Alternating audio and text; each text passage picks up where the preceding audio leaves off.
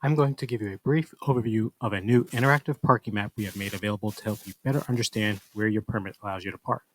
The web address for the map is go.ncsu.edu/interactive parking map. After you click OK to bypass the splash screen, you will now see a map of the campus and the surrounding area. In the lower left corner, you have the letters S, E, and O, which stand for student, employee, and other. When you click on a letter, you'll be given a list of all the permits that fall under that category. For the full list of all the permits, click on the stack of papers in the upper right corner. As you click on a permit type, you'll see the corresponding parking areas highlighted on the map.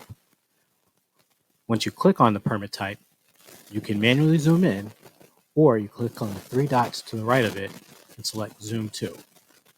This will bring those areas front and center. And this is how you use the new interactive parking map. Again, the address is go.ncsu.edu/interactive parking map. If you have any questions, email us at ncsu-transportation@ncsu.edu.